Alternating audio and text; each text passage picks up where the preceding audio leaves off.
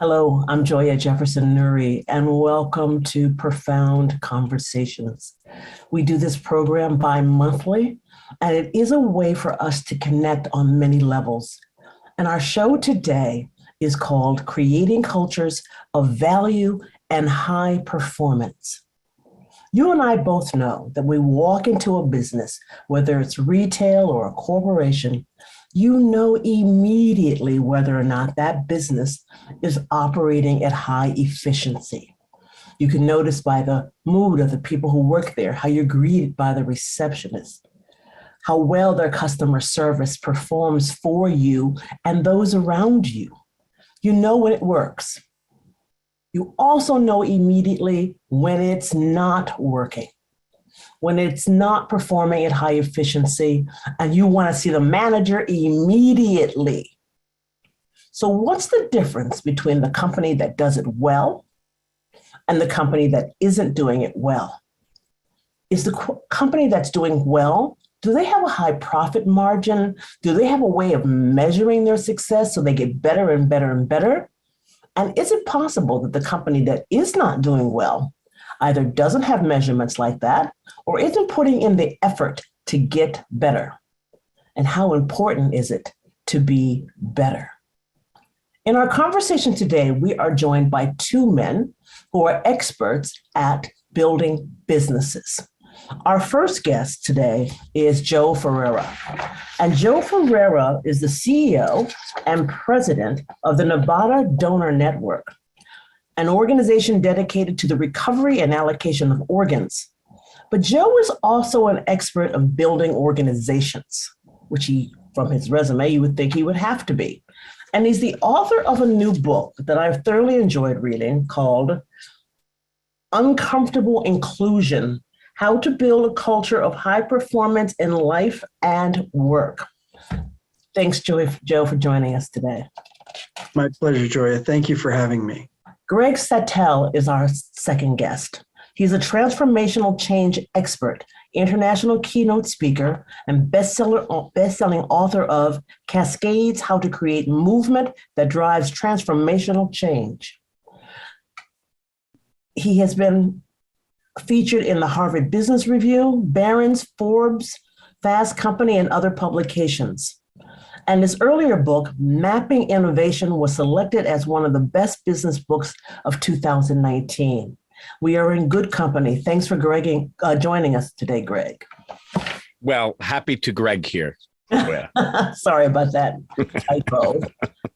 For the audience's sake, I want to say that I am a certified executive leadership coach. So the tools these gentlemen teach us in their books are tools I use to help my clients move their organizations forward. My clients are people, primarily women, who sit in this, all women who sit in the C-suite. So I thank you both for joining us. And I want to get started here with that original question. And I want to start with Joe. I said that company that's doing well, you can walk in the door and you know exactly what their excellence is. And then there's the company that from the front door, from the first engagement on the phone, you know, they're failing at customer service, quite possibly everything else. What's the difference between those two companies? Yeah, thank you, Joy. That's obviously a very profound question. And there could be various facets of the undercurrents that the organization operates in that could lead to underperformance, could lead to anxiety, lack of engagement amongst the people who perform the functions that the organization is responsible for. In my view, based on my experience and what I've read from other people that have gone through similar situations, is it really boils down to the culture of the organization, what it sets out to be, not just what it sets out to do as a function, as an organization. And so what I found is the primary difference between those that are doing it well and doing it right are typically, it's related to the culture that the organization has. And I've heard somebody, so I can't certainly take credit for this, somebody summarize it very well in that, really the culture is about the organization agreeing on a set of beliefs that drives behaviors and eventually yields the results. So I think it's those inherent beliefs that starts at the top and permeates through the leadership team that sets the tone for the organization and how excellent it's going to be and what it aspires to be as a culture. And I think ultimately that culture creates the environment that you just described when it's going poorly. And then it also is responsible for creating the culture when it's going really well, and you can feel it, and people can feel it when they come to the organization. You said that it's a company's, it set its standards for what it wants to be, and you mentioned values. So company A decides we want to sell widgets. Are you advising them to first decide what they want to be that will help them in the process of selling the widgets? That's correct. I think ultimately, a concept that's been utilized throughout business is designating what your true north is. What are you striving to be? Not just the widgets you're trying to make, and of course make them better than anybody else, but really the culture determines the behavior of the organization and how effectively it provides that service. So I think most of us, and again, something I can't take credit for, and this is related to the work of Pat Lencioni, which we all, I'm sure, know, and it's tied to a book called The Advantage. And The Advantage talks about the importance of creating a smart organization, which produces those widgets. It has a quality department, a finance department, HR. Those are really not competitive advantages because everybody has those things. They're the smart things. And then you transition to, and this is what Pat emphasizes, is the need to be a healthy organization, which is the multiplier of smart and creates a competitive advantage. And so in my view, Pat illustrates it well through that book because, the smart piece is what you're going to make and how you're going to make it. The healthy piece is how you're going to behave, how you're going to hold people accountable, how you're going to support people. And I think the healthy piece is something that organizations forget about sometimes. And it's just as important, if not more important, to have the healthy piece rather than just the smart piece. Can I build on that for a minute? Because I really loved what you said. And I think a great example of that is Amazon, where Jeff Bezos made the decision that he really, really valued communication. And Amazon is a company that is driven by communication. Very much to your point, it's not so much what they do. Do they sell books, or do they sell server time, or do they sell retail or Gatorade or whatever? Whatever. I mean, you're talking about it functions across industries. Now, the key about a value, and we ask this in our workshops all the time. Every single workshop, we ask companies what your values are, and we get the usual things. We value the customer, we value excellence, we value hard work. And then we ask you, okay, what do those values cost you? In what ways do they constrain you? Because if your values don't cost you anything, if you're not willing to incur costs, that's not a value. That's a platitude. Now, Jeff Bezos, if he's asked, what does valuing communication cost you? Well, he can't hire or retain somebody because they're a great marketer or they're a great developer or engineer. They have to be able to communicate. If you can't write a good 6-page memo, you will not have a career at Amazon. you're not going to get promoted. And if you're really bad at it, you're probably going to get fired. So I think you need to start with that question. What costs am I willing to incur? In what ways am I going to constrain myself? Because if you're not going to, if you're not willing to do that, then, if you want to say you value the customer and you can't say, what costs you're willing to incur to value your customers or your partners or whatever it is you say your value, you're just giving platitudes. Well, then that brings me to a question about leadership. You mentioned Jeff Bezos as a leader who valued communications. So if indeed that has the B, who are we? What do we value? Like how do we implement that? That comes back to the leader.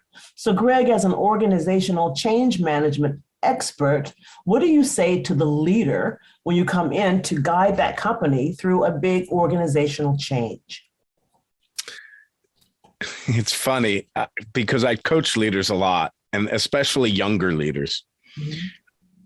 I think the thing is about the biggest difference between a leader and a manager, and there's also important differences between management and strategy, but specifically a leader and a manager, is that a leader knows that his or her job is to make the tough decision. And by definition, you're going to be wrong a lot of the time. Mm-hmm. And it's going to be your fault. And you're going to have to take that on your back and move forward. That's your job as a leader. That's something nobody else can do. And until you're able to internalize that, you will not be a leader.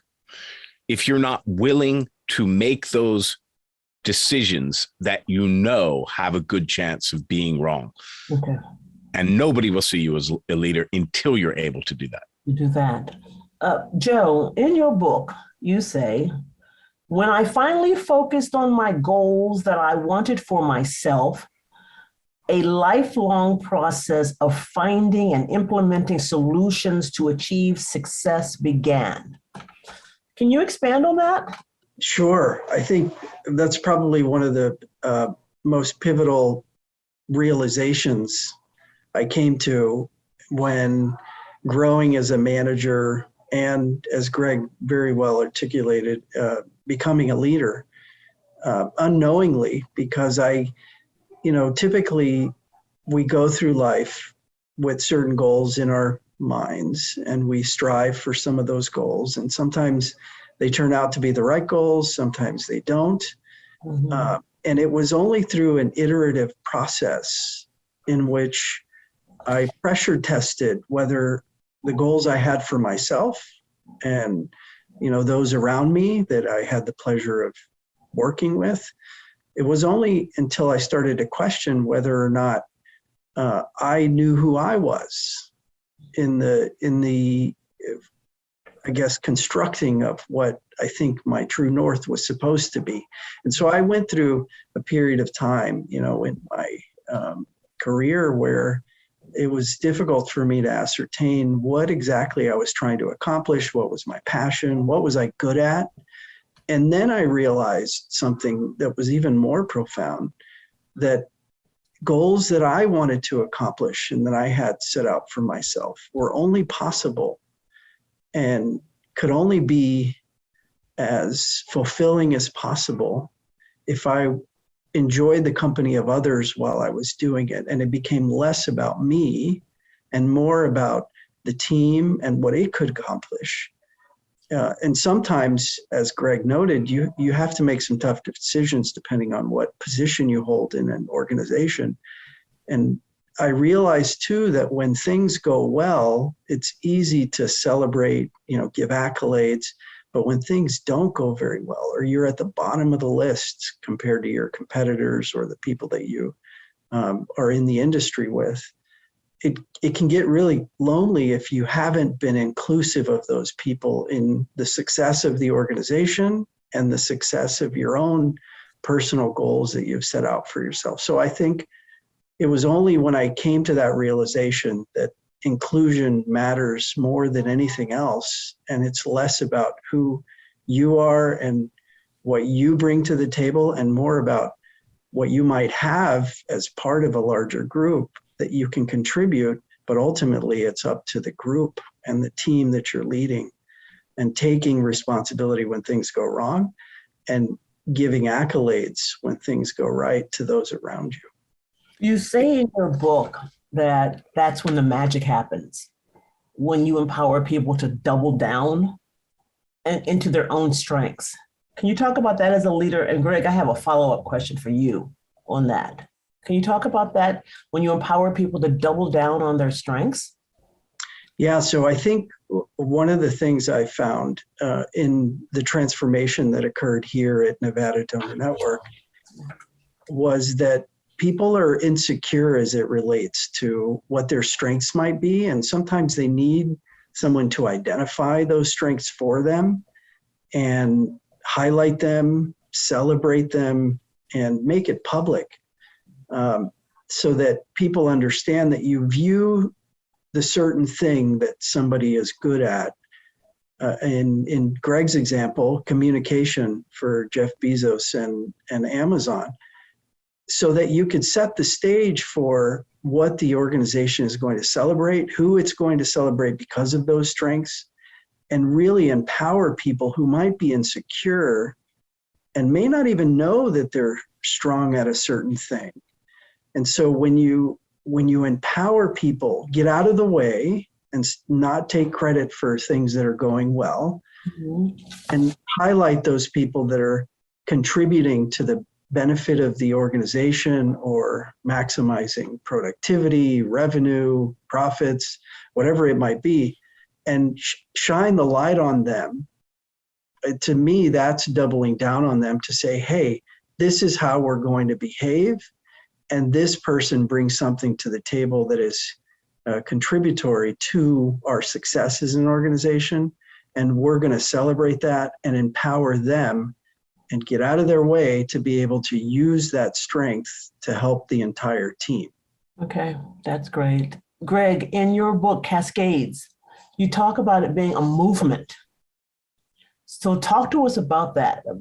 Joe has talked about empowering people to double down on their strengths. Talk to us, Greg, about it being a movement so that you can have this transformational change. Yeah, and I think Joe had it exactly right. People think movements are these things where all of a sudden, thousands or hundreds of thousands of people come into the streets. But really, they all start off as small groups.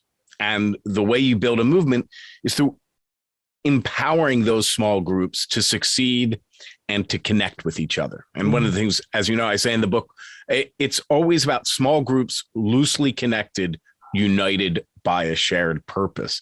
And I think far too often we get caught up in persuasion. We want to persuade and convince that we have the right strategy, the right product, the right idea. When I don't want to make any assumptions about anybody's life, but I know in my experience, anybody who's ever been married or had kids knows how difficult it is to convince even a single person of something they don't want to be convinced of. So when you start out and you think you're going to convince an entire company, an entire industry, an entire society that they should stop what they're doing and switch everything over to jump on your idea because you have it. Mm-hmm. I'm not saying it's impossible, but you'd have to be a hell of a lot more smarter and more charming than I am. Okay. But if you can find others who believe as you do and are just as enthusiastic as you are, and you can help them to succeed and get out of the business of selling an idea and into the business of selling a success. And that's what we call a keystone change when we work with organizations. Then you can start building those small groups, loosely connected, united by a shared purpose, and become not just an idea, but an incredibly powerful movement within an organization, an industry, a society. So that seems to me that when you're doing team building, that is the small group, that you are not trying to convince to go along with the vision or the mission, but you're selling them on the success of it. So, Greg, what's the importance of peer-to-peer listening in that? To allow people in those small groups to hear each other and possibly influence the outcome. But Well, what's that important? to be clear, I think that's super important. I don't know all that much about it. I don't do a lot of team. I have a friend, Dave Burkus, is the absolute best teams guy out there. And one of the things he says is the talent doesn't build the team builds the talent. And I think that's true. But when you're talking about actually creating a culture, and this is what I mean about getting out of the business of selling an idea and into the business of selling a success, you want to start with the majority. Now, it was funny. I had a friend come in and we went out for a cheesesteak because it is Philly. And he runs the transformation practice at one of the major consulting companies. You would immediately recognize it if I would say it, but I'm not going to say it. But we were talking about transforming organizations, and one of our key concepts when we work with organizations is you want to start with the majority. And he said, "Oh, I don't. What do you mean? You mean you message to the majority, or you?" I said, "No, Tom. You get to decide who's in the room, right? And one of the things we know from decades of science is the best indicator of what we think and what we do are what the people around us think and what the people around us do.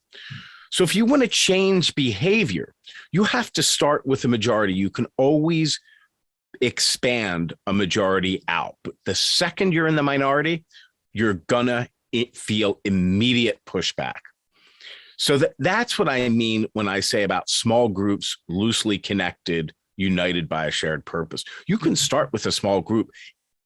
It could be 3 people in a room of 5. You can always build that majority out. People like to connect with others about ideas they're excited about. Right. But you always need to stay in the majority. I want to follow up with that with you, Joe, when we talked about the group coaching and peer-to-peer listening within those groups. I mean, you run the Nevada Donor Network. How important is that to your organization? Well, it's absolutely critical, Joy. And I think just to build on what Greg just mentioned, starting with the majority, and sometimes it sort of making sure that the small groups that are influencing the larger group can carry that message and become enablers of the movement that you're trying to create. I think at the end of the day, it's founded in trust. And in conversations leading up to this dialogue, I had discussions with Samuel and Kareem about the importance of trust in building a worthwhile, healthy culture in an organization, because ultimately we're all very skeptical animals, right? We tend to question something that might be too good to be true, or a goal that's just way too lofty. And sometimes you're only going to get behind it if you trust the credibility of the people who are advocating for it. And so what Pat talks about in many of his books, starting with the 5 dysfunctions of a team, is that the foundational element of trust, when you're trying to create a certain culture, is pivotal in being able to drive that peer-to-peer dialogue and that discussion about what you're trying to be, and involving those people early on, and not necessarily telling them how this is going to be, but actually letting them participate in what it looks like through that inclusive process helps to build on that trust. And it also helps them articulate what the organization is trying to do or be. And it then becomes less incumbent upon the leader himself or herself to constantly drive that message. Now you have an army of people that trust each other. And I say it, sort of easier said than done, right? Trust is something that builds over time. But I think ultimately the foundational element of trust is critical in that message you're trying to convey, the narrative you're communicating, and ultimately the meaning behind it, the why it's important and why we're aspiring to be this organization. So I think I just want to highlight, to build off what Greg said very well, and what your question is, that trust has to be a foundational element in these movements that you're trying to create. Otherwise, you end up not having followers if they don't believe in the message or in the messengers. Mm-hmm. Believe in the messengers. I find with many of my clients who are women who already sit in executive positions, that the trust first has to begin with them in themselves. Can you talk to me about that, Joe? And then Greg.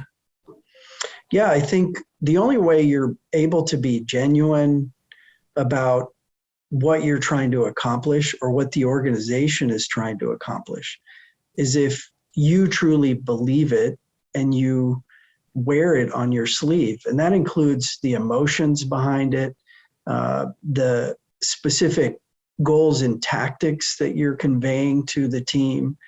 And frankly, the only way that that is done effectively is if you truly believe it, you're passionate about it, and you demonstrate the emotions necessary to inspire people to get behind you or side by side with you. And that begins with ourselves. Because if we're not looking critically about whether we believe in these things or not, and people sense that it's not genuine, that you're not able to articulate what it is we're trying to become or do, then it's less likely that if we don't start with ourselves, that it's not going to be a successful movement or venture or whatever you want to call it. Okay, great. Greg, you said that you coach individuals. And so when you get to a leader that may or may not have the ability to convince themselves that they're the leader and how to do it, what do you say? What do you do? Just to be clear, I don't coach individuals professionally. I manage, but I'm sorry, I misunderstood your bio. Throughout my career, when I used to run organizations, of course, I was grooming younger leaders. Yes. So I think, well, first let's start specifically with your clients, because as I know, you specialize in female or women clients and women of color, women leaders. Yes. So I have another friend, Barbara Annis, who she's been researching gender intelligence for decades. And she really gets into the neurology and the neuroscience of how men and women operate differently. And it's one of the things, and she finds it tears organizations apart because men and women need to understand that they communicate and operate and value things differently. So when it's really important when dealing with people of a different gender to meet them on common ground. And as humans, we have a terrible tendency to focus on differentiating values because that's what we're passionate about. But if you want to build trust, you need to focus on shared values. If people believe that you value the things they will, they'll be willing to give you a listen. If they don't believe you value what they will, no facts or figures or evidence you put in front of them is going to make a difference. How do you make that shift? How do you make sure you come into the widget company that I using as an example, and the board gives you the job as the head of the organization, you sit in the highest level in the organization, and they give you an idea of what the values are. Now, they may or may not sit with you. Right. You want the job, you think you can do a good job. So now you have to massage it so that those values become your values. Can you do that, or is this just not the job for you? Well, of course, it would depend on the situation. Obviously, you couldn't lead an organization contrary to your own values and be able to. It's not that far off. It's not like you're pro-life and it's a right organization. You're not going to do the opposite side of that argument. And you're an abortion doctor, right? Right. Right. So you can't do that. But it's now. Tell me how that shift. How do you sort to absorb the values of the organization to lead it? So there's a couple of ways that you can do it.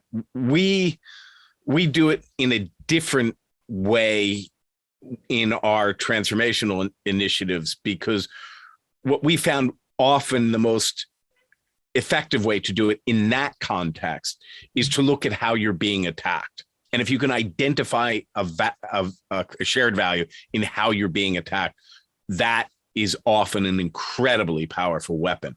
But if it's a situation, a more personal situation that you're talking about, I think the best way to find shared values is to set out to serve.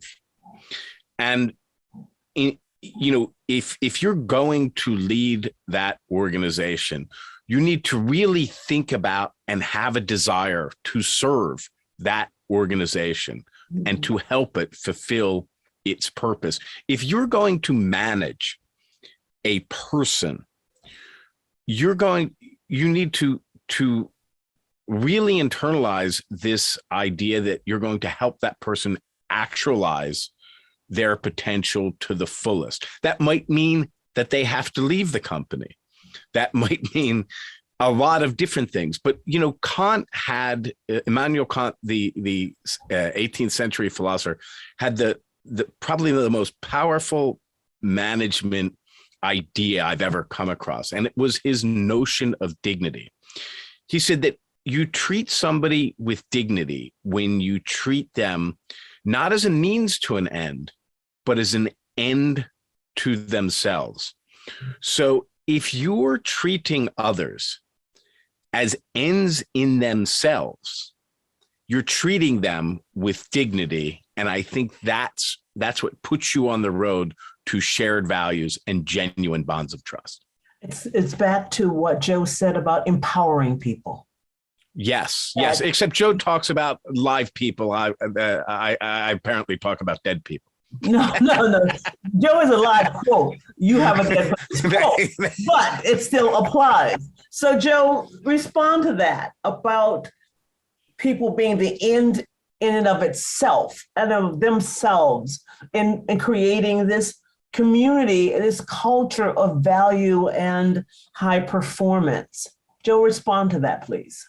Yeah, and Greg, I appreciate that sharing of something that you learned and came across that to me is truly very powerful, because although I didn't realize it at the time, when people were trying to help me, enable me, once I, took a path of humility and decided that I was going to be of service rather than just trying to fulfill my own goals and aspirations, it really created this genuine love for trying to help other people actualize themselves. Mm-hmm. And ultimately, when you're trying to find that common ground or those shared values, you have to get to know people. What do they want to accomplish?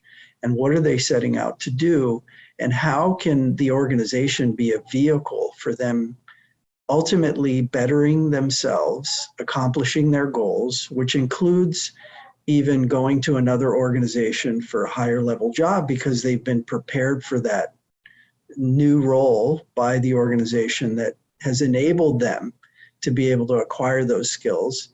And early in my career, I didn't see mentors and leaders as those enablers. As a matter of fact, I would get defensive sometimes when they would try to coach me. And that was part of my, maturation as somebody who leads other people or is given a position to lead other people, or at least to manage something, not necessarily to be the leader, because that is a little bit different than managing a group.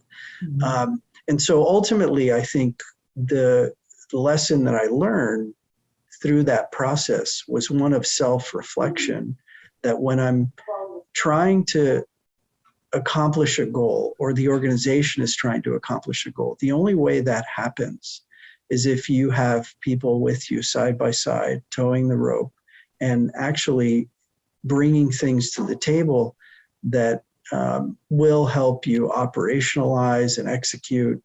And they often want to know, what's in it for me? How are you going to help me realize my full potential? And that's why I think it's so profound, is that you ultimately accomplish the goal you're setting out to accomplish, that shared vision, but you do it by enabling those around you and doubling down again on those people who are going to make it happen, rather than you just telling them what we're trying to do. I think that's so true. If I can just say, yes, I think what Joe said is so true. And that's why we're in the middle of the Great Resignation, because people did feel like they were just cogs in a machine, that they were means to an end and not an end in themselves. And all you have to do is go into a store and you can see the organizations that value their people and the ones that don't, because now that we're in a different hiring environment, the ones that don't, you can't see anybody there. You can't get anybody to help you. And the ones that have, you can see that they are able to serve you. And I think it really gets down to what Joe was just talking about. I think that you're both right, and that this is a real paradigm shift on what management is, what leadership is, and how leadership relates to the people. You're both describing something that comes from the heart. It is you accepting a value and pushing it, leaning into it, and the people around you lean into it. When I was being trained in management, when I was working my way up through a particular industry, it was chop, chop, chop, do what I say, and we're all emulating these very mean white men who had suits on and were like this, and we all had to do that. And in order to achieve, you had to mimic that. That's what the boardroom was looking for. That's what people were looking for. And a real leader looks like the mean old person. And so you're now saying that things are shifting. So for the people watching this who are leaders in one of those businesses, who've been trained the way that is happening, and they're in the middle of the Great Resignation, how do you help them make that shift into this more open-hearted, and more inclusive environment for their workers? How do they make that shift now? Well, the problem they have now is the culture is built on that. And far too often we confuse leadership with an authority. We say, if I'm the CEO and I say that it has to be like this now, they think it's going to happen. Many people do, but it's not. And it's really like a rookie leader mistake. Nobody has to listen to what you say. And in fact, what we've found, because we're all humans and we all form attachments to people, ideas, and things. And when we feel those things are under attack, we tend to lash out because it offends our dignity, our identity, our sense of self. And that's why whenever you try to change anything, you're always going to find people who hate the idea, not for any rational logic, but because of those attachments. And they will work to undermine it in ways that are dishonest and underhanded and deceptive.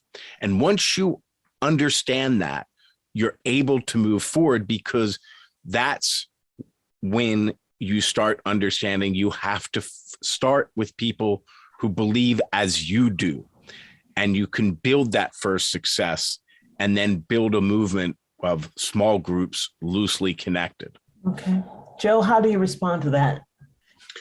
I think in terms of my growth and development in leadership in general and what we experienced here at Nevada Donor Network, what I recognized is the more I brought people into that decision-making process, the more buy-in you get for the idea that eventually the group comes up with. And I agree with Greg, you have people that no matter how good the idea is and no matter how successful it becomes, there's always a subset of people who didn't agree with the idea, and it was less about the idea and more about how they're built as a person. So you have to navigate that complexity, but ultimately, in my view, some of the best decisions that we've come to at Nevada Donor Network, and even in my previous life at the University of Miami, occurred because I challenged my own notions and ideas that I thought were the best ones by bringing other people in. And I talk about a concept in the book that sort of wasn't apparent at the time, but speaks to this dynamic that I realized when writing the book. And it's the notion of decision capital or decision equity. Mm-hmm. And when you are faced with, small, not as meaningful decisions that you need to make that somebody could just as an individual make with not a lot of risk of things going wrong, when you involve people in those decisions over time, they begin to recognize that even the small decisions that may impact them or may not, you're being inclusive of their ideas and some of their perceptions or perspectives before making those decisions. When it comes to the really big decisions that are going to have an impact and a lot of risk, you're going to have no shortage of people who are willing to trust the process and speak up and help question even your own logic and rationale for making that decision. And you end up with the absolute best decision on behalf of the group and the organization. So I like to call that decision, you can tap into that decision equity because you've been inclusive for small decisions. That doesn't mean you make decisions by consensus and wait till everybody agrees, but you invite those opinions and perspectives, which empowers them to feel like, hey, I should give my input at this stage because I want the organization to make the best decision. Right. It sounds to me what you're saying, Jill and Greg, that the leadership must be inclusive and very brave, leaning into their own personal strengths to be brave. It's one thing to dictate to people and make them fearful of you. It's another thing to make decisions as a group and the leadership being brave enough to stand behind that and say, let's go with that group decision. Would you say that bravery is a real key to, creating these cultures of value and high performance? Would you say that, Joe, bravery? Yes, and I would say that when the decision turns out not to be the best one, and you identify the downside of making that decision, that you own it as the leader and not necessarily because you involve the group. And so there has to be a level of bravery on a personal level, because you're also risking people that may have a negative perception of you not being able to make the decision. So that's why you're inviting all the others.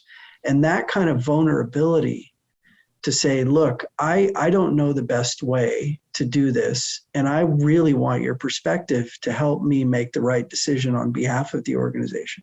Mm-hmm. So the individual leader has to be brave enough and be vulnerable enough to say, I don't have all the answers, and I need your help to come up with the answer to this question or decision that we're going to make. And at the end of the day, that requires the leader to be brave and demonstrate that vulnerability, but it also invites others to be brave on the other side of that equation, which is empowering them to give their input so that you can share in the success when it turns out to be the best decision, but you can also deal with the downside because you're part of a larger group. Right. Greg, how do you respond to that? Leadership and bravery. Yeah, I also think a lot of it is just understanding that as a leader, there's a lot more of them than there are of you, right? Yeah. And all of us being of a certain age, this is a little bit of a tangent, but there was a very famous comedy routine that Mel Brooks did with Carl Reiner, the 10,000-year-old man. Oh, yes, I They remember said, that well. yeah, how did you come up with this idea of God? He said, well, before God, there was this guy named Phil. And Phil was this big guy, and if you did anything he didn't like, he would bop you on the head. Well, when one day, it was raining and Phil got hit with a bolt of lightning, and we said, somebody's bigger than Phil. So you think the group is bigger than the leader. There's a lot, I manage 800. When I was running an organization, I was managing 800 people. Mm-hmm. I couldn't make them do what I want. And it's not really that important if they do what you want, as long as they want what you want. Mm-hmm. And you get people to want what you want, first of all, during the hiring process, but also in the way you manage, in the way you teach, in the way you mentor.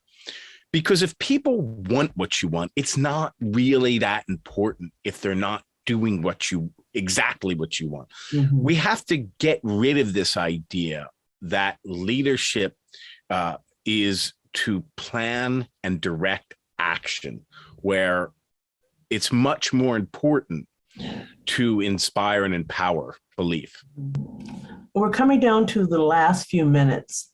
Greg, since you're here now, why don't we ask you if you had to talk to one of those leaders who really wants to build a culture of high performance, but has been trained and now leads an organization that does that top down, you must do what I say.